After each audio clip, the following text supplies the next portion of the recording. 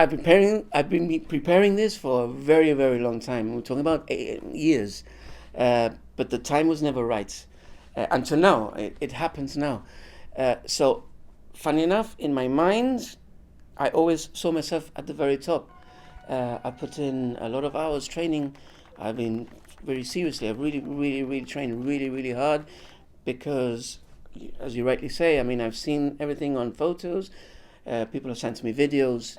But a wise person told me that from 2D to 3D makes a lot of a difference. And being there on the ground, pushing myself over the rocks, the gravel, the terrain, the sand, the steps. I mean, I was prepared, but wasn't expecting such a tough challenge, to be honest.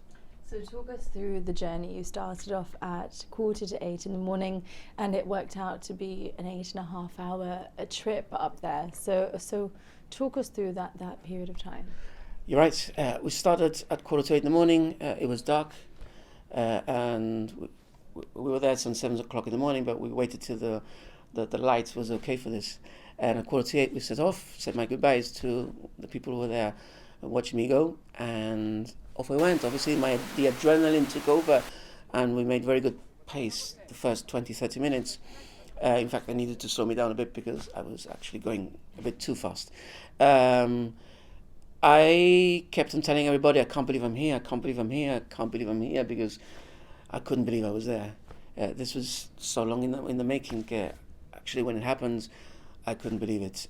I needed to stop for 5-10 minutes to get eat some banana, have some energy drinks, have some sweeteners and stuff like that, just to keep me going.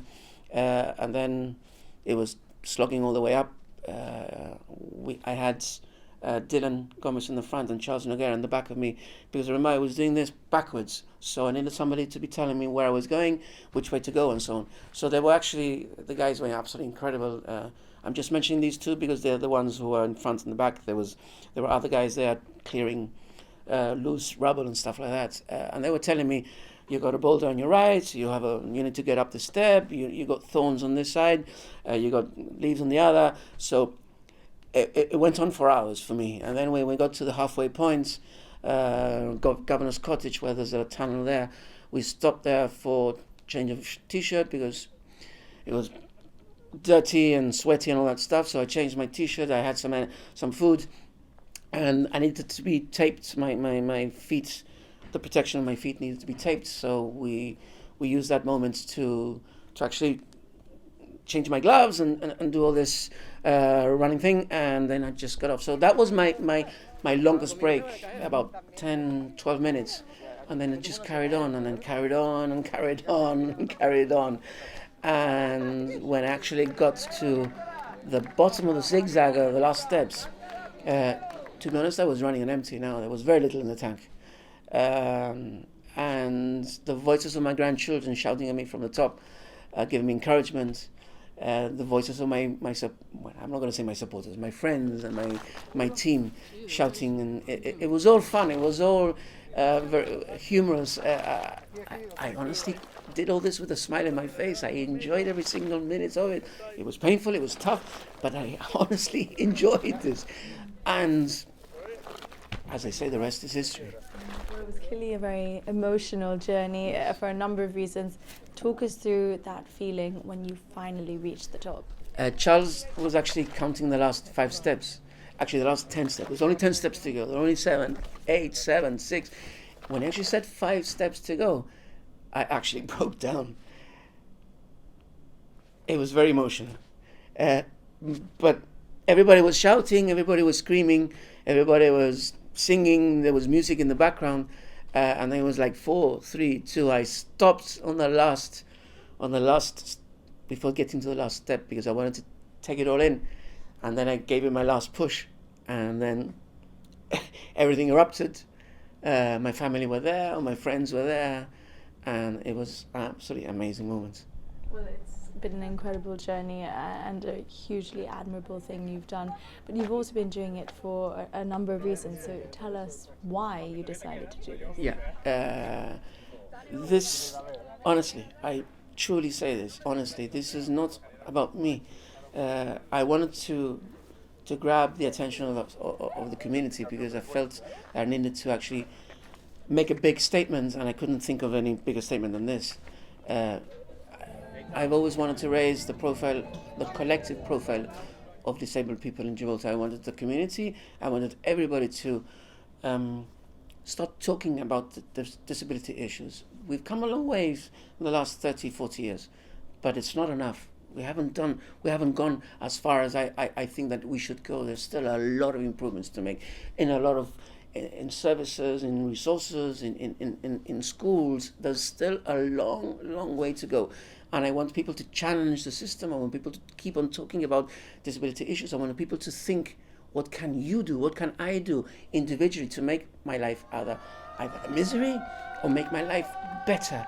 Because everybody has a potential to do both, to actually make my life an absolute misery or make it better. I want everybody to think about what they can do individually. And obviously I want the politicians, the administration, the thinkers, the policy makers to actually stop, listen, think, and literally rewrite the book, because they need to do this and they need to do it correctly. So where should people listening to you now begin with that? Start talking to the person next to you. It starts there. It starts within you. Understand that I'm no superhero. I'm not Superman. I am not Iron Man. I'm not Captain America. I'm not nothing. I'm just a regular guy doing what regular people do. It's been very tough for me because I have a disability, but I'm trying to show you that disabled people have many abilities, and I've drawn from those abilities. And I've left my disability at home on Saturday morning and then picked it up at the top. My chair was left at the bottom and then I picked it up at the top. That's my disability, but I have other abilities. And every single disabled person, whatever kind of disability they have so many abilities. And sometimes they're squashed because people just think of the disability. Start by ignoring the disability and looking at the ability of every single individual, whether you are disabled or not. And I think we'll make a better place in Gibraltar. It's a very powerful message, and alongside spreading awareness of that message, you've also been fundraising for SNAG and also for the GBC Open Day. So could you tell us where you're at with fundraising now and how people can get involved? Yes, obviously fundraising was an important part of this. I've been told this morning that we're on 60,000, which is very close to my target. The target was 100,000. In fact, we're going to keep the Just Giving page open until the 31st of October. We're still accepting donations. We're going to try to get as close to the target as possible, because I want to be able to give both SNAG and you and GBC Open Day a nice, fat, juicy check. And it's important because SNAG is, I'm a member of SNAG and I know exactly what SNAG does, and the money that comes in goes out automatically because we provide lots of support for the community, and that's important in and out. So I'm happy that the money that's going to come in at least gives SNAG a little breathing space, because we can do a lot of stuff with that. But for me, it was very important to present a check to the GBC Open Day, because you guys do an enormous amount of work. You spread out that money to associations, charities, groups, and so on, and it's spread out in the community. And for me, that was the only way that I could reach out to as many other organizations as possible. So please donate. It's still open till the 31st of October. It's really, really important. I did it, so there's no reason why you shouldn't donate anymore.